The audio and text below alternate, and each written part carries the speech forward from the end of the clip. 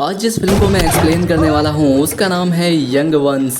कहानी की शुरुआत में भविष्य की दुनिया को दिखाया जाता है जो कि अब पूरी तरह से बंजर वीरान हो चुकी है। लोग पानी के लिए एक दूसरे की जान लेने के लिए तैयार हैं क्योंकि इस दुनिया में सबसे बड़ी कमी अब पानी की है। यहाँ पे हमें अर्नेस्ट नाम के एक आदमी को दिखाया जाता है जो कि अपने बेटे और बेटी के साथ एक टाउन हाउस में रहता है। उसके पास यहाँ पर एक बहुत ही बड़ी जमीन है जिसमें आज से कई साल पहले वो और उसके फादर खेती किया करते थे। तब यहाँ हरियाली हुआ करती थी लेकिन उसके बच्चों ने उस हरियाली को कभी नहीं देखा था। लेकिन अर्नेस्ट को आज भी यकीन है कि एक बार फिर से ये जमीन हरी भरी होगी। हालांकि बाकी लोगों को अब ऐसा नहीं लगता था, इसलिए सभी लोग इस जगह को छोड़ चुके होते हैं। अर्नेस्ट के पास एक गधा भी होता है जिसके ऊपर वो सामान लाद कर उन लोगों को सप्लाई करता है जो कि इस बीहड़ में जमीन की गहराइयों से पानी निकालने का काम करते हैं। दरअसल ये गवर्नमेंट के लिए काम करते हैं। अर्नेस्ट अपनी बेटी के साथ उनके पास जाता है और कहता है कि मुझे खेती के लिए पानी की जरूरत है, लेकिन वो साफ साफ इनकार कर देते हैं कि इतना पानी तुम्हें कोई भी नहीं दे सकता और अगर कोई देगा भी तो इसके लिए तुम्हें एक बहुत ही बड़ी कीमत चुकानी होगी, यानी कि बहुत सारे पैसे जो कि अर्नेस्ट के पास नहीं है। अब इसीलिए अर्नेस्ट अपने बेटे और अपने खच्चर को लेकर घर के लिए वापस निकल पड़ता है, लेकिन रास्ते में उसके खच्चर की टांग टूट जाती है। वो चल नहीं सकता था और अब इसलिए अर्नेस्ट को न चाहते हुए भी उससे मारना पड़ता है। अब इसके बाद ये दोनों घर आ जाते हैं जहाँ पर हम अर्नेस्ट की बेटी को देखते हैं जो कि खाने की प्लेटों को रेत से साफ कर रही होती है क्योंकि अब पानी ना होने से बर्तन इसी तरह से साफ किए जाते हैं। अब क्योंकि इनका खच्चर मारा गया था इसीलिए इन्हें एक नए खच्चर की जरूरत है। इसीलिए अगली सुबह अर्नेस्ट अपने बेटे को लेकर एक जगह पर जाता है जहाँ पर की रोबोटिक एनिमल की बोली लग रही होती है। यहाँ पर सभी लोग बोली लगा रहे होते हैं। यहाँ पर फ्लेम नाम का भी एक आदमी होता है, लेकिन अर्नेस्ट किसी तरह से इस रोबोटिक खच्चर को खरीद लेता है। अब उसके पास एक रोबोटिक एनिमल है जो कि इनके काफी काम आने वाला था। फ्लेम को ये बिल्कुल अच्छा नहीं लगता क्योंकि वो इस रोबोटिक एनिमल को खरीदना चाहता था। इसके बाद अर्नेस्ट अपने बेटे को लेकर एक हॉस्पिटल जाता है जहाँ पर कि अर्नेस्ट की वाइफ यानी कि उसके बेटे की मोम है जो कि एक खास फ्रेम के साथ ही चल सकती है। दरअसल उसका एक एक्सीडेंट हुआ था जिस वजह से वो चल नहीं सकती और उसे चलने के लिए इस तरह के खास फ्रेम की जरूरत है। ये फ्रेम काफी महंगा होता है जिसे अर्नेस्ट अफोर्ड नहीं कर सकता था और इसीलिए उसकी वाइफ को हमेशा हॉस्पिटल में ही रहना पड़ता है। अर्नेस्ट अपनी वाइफ से मिलने के बाद अपने बेटे के साथ अपने घर की तरफ निकल पड़ता है जहाँ रास्ते में उसे एक लड़का मिलता है जिसका नाम रोबी है। रोबी की माली हालत काफी खराब होती है। उसके पास एक बच्चा भी होता है जिसे वो बेचना चाहता था क्योंकि उसके पास खाने पीने तक के पैसे नहीं है और वो नहीं चाहता कि उसका बच्चा मारा जाए। लेकिन अर्नेस्ट उसे ऐसा करने से मना करता है। वो कहता है कि तुम्हें हिम्मत नहीं हारनी चाहिए और वो उसे पीने के लिए पानी भी देता है। अर्नेस्ट को ये लड़का पहले से जानता है, वो उसकी बेटी को भी जानता था। वो अर्नेस्ट को बताता है कि तुम्हारी बेटी का किसी के साथ अफेयर चल रहा है जिसके बारे में तुम्हें कुछ भी नहीं पता। इस बात से अर्नेस्ट को बहुत गुस्सा आता है। वो अपनी बेटी के पास जाता है कि तुम्हें मुझे बताना चाहिए था, जिस पर अर्नेस्ट की बेटी कहती है कि मैं अपनी जिंदगी की खुद मालिक हूँ, मैं जो चाहूँ वो कर सकती हूँ।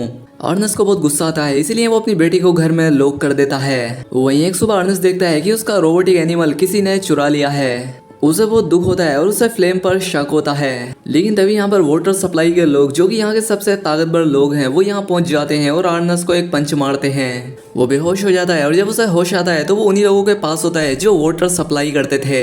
वो उस पर इल्जाम लगाते हैं कि हमने तुम्हें तुम्हारे रोबोटिक एनिमल के साथ यहाँ से पानी चुराते हुए देखा है। तुम अपने एनिमल के साथ यहाँ से पानी लेकर जा रहे थे और अब इसीलिए वो अर्नेस्ट को मारना चाहते हैं। लेकिन किसी तरह से अर्नेस्ट अपनी गन को पकड़ लेता है और इन पर तान देता है जिससे उसे इस जगह से निकलकर भागने का मौका मिल जाता है। अब वो फ्लेम को ढूंढने लगता है क्योंकि उसे उस पर शक है क्योंकि वो भी उस एनिमल को खरीदना चाहता था और वो एक जगह उसे मिल भी जाता है। उसी ने उसका रोबोटिक एनिमल चुराया था और फ्लेम ही वो आदमी था जिसने उसके रोबोटिक एनिमल से वाटर सप्लाई वाले लोगों का बहुत सारा पानी चुरा लिया था। दरअसल वो इस पानी को बॉर्डर के दूसरी तरफ जाकर बेचना चाहता है ताकि वो बहुत सारे पैसे कमा सके। लेकिन अब अर्नेस्ट उसे अपनी गन पॉइंट पर ले लेता है। कहता है कि तुम्हें वाटर सप्लाई वालों के पास वापस जाना होगा ताकि मैं अपनी बेगुनाही साबित कर सकूं। वो उन लोगों के पास ले जाने लगता है लेकिन धीरे धीरे उसकी बॉडी बहुत ज्यादा डिहाइड्रेट हो जाती है। फ्लेम अर्नेस्ट से कहता है कि हमारे पास बहुत सारा पानी है, तुम पानी पी सकते हो और बाकी पानी को हम बेच देंगे जिससे हमें बहुत सारे पैसे मिलेंगे और फिर हम उन पैसों को आपस में बांट लेंगे। अब अर्नेस्ट अपनी बॉडी को डिहाइड्रेट होने से बचाने के लिए कुछ पानी पी लेता है, लेकिन वो पानी बेचना नहीं चाहता था बल्कि वो फ्लेम को उन वाटर सप्लायर के पास ले जाना चाहता था। पानी पीने के बाद भी उसके कदम लड़खड़ा रहे होते हैं। दरअसल वो काफी ज्यादा थक चुका होता है, उसके कदम लड़खड़ा रहे थे। फ्लेम इस चीज को समझ जाता है। वो दूर से अर्नेस्ट को पत्थर मारता है जिससे उसकी जान चली जाती है और वो उसकी मौत को इस तरह से दिखाता है कि सबको ऐसा लगे कि रोबोटिक एनिमल ने उसे मारा है। इसके बाद वो रोबोटिक एनिमल और अर्नेस्ट की बॉडी को छोड़कर सीधा उसके घर जाता है और उसकी बेटी से मिलता है। दरअसल फ्लेम ही वो लड़का होता है जिससे उसकी बेटी प्यार करती है। अर्नेस्ट की बेटी उसके साथ चली जाती है। वहीं दूसरी तरफ हमें अर्नेस्ट के बेटे को दिखाया जाता है। जब वो देखता है उसके पिता पूरे दिन घर नहीं आते तो वो अपने फादर को ढूंढने के लिए जाता है, जहाँ पर सबसे पहले उसे रोबोटिक एनिमल मिलता है, साथ ही कुछ वाटर बोतल भी जो कि वाटर सप्लायर्स की थी। और अब उसे पता लगता है कि उसके फादर की जान चली गई है। वो उन बोतल्स को लेकर वाटर सप्लायर के पास जाता है। वाटर सप्लायर समझ जाते हैं कि अर्नेस्ट ने उनके पानी को नहीं चुराया था, क्योंकि अगर वो ऐसा करता तो बाकी का पानी भी वहीं पर होना चाहिए था, जो कि वहां पर नहीं था। और साथ ही इस पूरे सीन को फ्लेम ने इस तरह से दिखाया था कि देखने पर लगे कि अर्नेस्ट को उसके रोबोटिक एनिमल ने मारा है। इसलिए घर लाने के बाद उसका बेटा उस रोबोटिक एनिमल के टुकड़े करना चाहता है। लेकिन तभी यहाँ पर फ्लेम आ जाता है। वो उसे कहता है कि तुम्हें खुद को संभालना होगा। दरअसल वो उसे सिंपैथी दिखाता है। अब फ्लेम इनकी फैमिली का एक हिस्सा बन चुका है। वो अर्नेस्ट के बेटे से कहता है कि मैं तुम्हारी बहन से शादी करना चाहता हूँ। वो इस बारे में कुछ नहीं कहता, क्योंकि अब कहीं ना कहीं वो भी उसे एक्सेप्ट कर चुका है। इसके बाद फ्लेम तय करता है कि यहाँ पर जो इनकी बहुत बड़ी जमीन है वो यहाँ पर खेती करेगा। जिसके बाद वो वाटर सप्लायर के पास जाता है और बताता है कि मुझे खेतों की सिंचाई के लिए पानी की ज़रूरत है, तो तुम गवर्नमेंट को बताए बिना मुझे पानी दे दो, और जब मेरी फसल उग जाएगी तो मैं तुम्हें बहुत सारे पैसे दूंगा।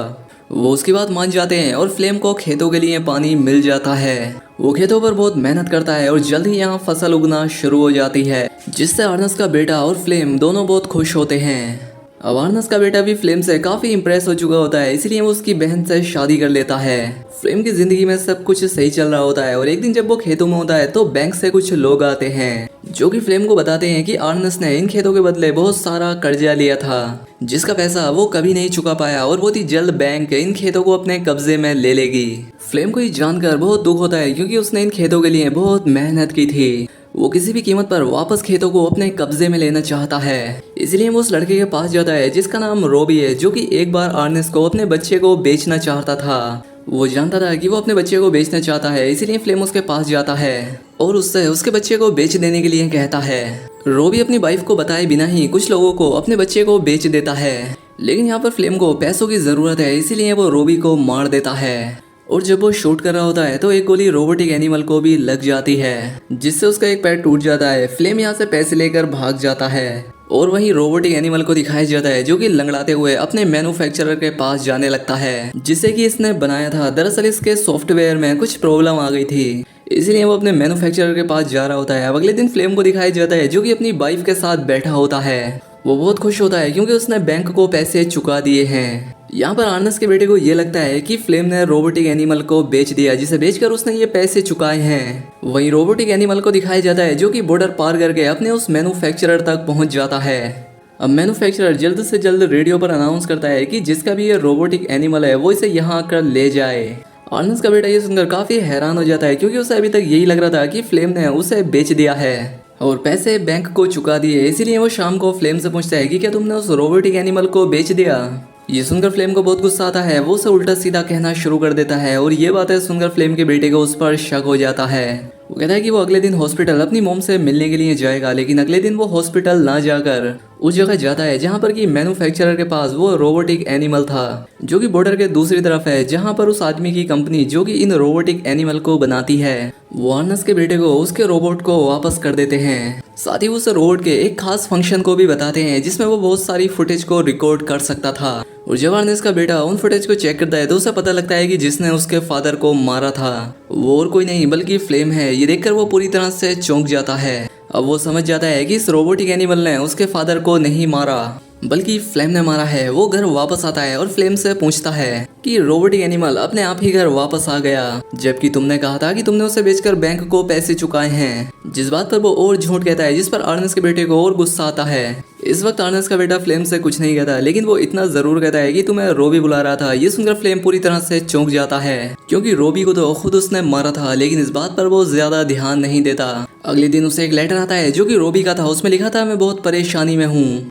और तुम्हें मेरी मदद के लिए आना होगा। रोबी ने उसे यहाँ से बहुत दूर एक बीहड़ में बुलाया था। फ्लेम तय करता है कि वो वहाँ पर जाएगा और वो अपने रोबोटिक एनिमल के साथ वहाँ तक पहुँच जाता है। लेकिन जब वो थोड़ा सा आगे जाता है तो वो एक गड्ढे में गिर जाता है और गिरने की वजह से उसके दोनों पैर टूट जाते हैं और तभी उसे अपने ऊपर एक परछाई दिखती है। ये परछाई अर्नेस्ट के बेटे की थी। दरअसल उसी ने रोबी के नाम से उसे झूठा लेटर लिखा था। और जब फ्लेम उसकी आंखों को देखता है तो वो समझ जाता है कि अर्नेस्ट के बेटे को सब पता चल गया है। वो उसे यकीन दिलाने की कोशिश करता है कि वो एक एक्सीडेंट था, मैंने जानबूझकर कुछ नहीं किया था। लेकिन अब अर्नेस्ट के बेटे को सब कुछ पता था, इसीलिए वो फ्लेम को वहां मारकर उस रोबोटिक एनिमल को लेकर अपने घर आ जाता है। घर आकर वो फ्लेम के बारे में अपनी बहन को कुछ भी नहीं बताता, क्योंकि वो उसके बच्चे की माँ बनने वाली है। वो प्रेग्नेंट है। जब कुछ और दिनों तक फ्लेम घर वापस नहीं आता तो अर्नेस्ट की बेटी अपने भाई से पूछती है कि फ्लेम अभी तक घर वापस क्यों नहीं आया। उसका भाई उससे कहता है कि तुम्हें कुछ और इंतजार करना चाहिए, लेकिन अब वो भी बहुत इंतजार कर चुकी है। वो अपने भाई से कहती है कि हमें मोम को घर वापस ले आना चाहिए। दरअसल अब इनके पास पैसे हैं, क्योंकि इनकी फसल पक चुकी है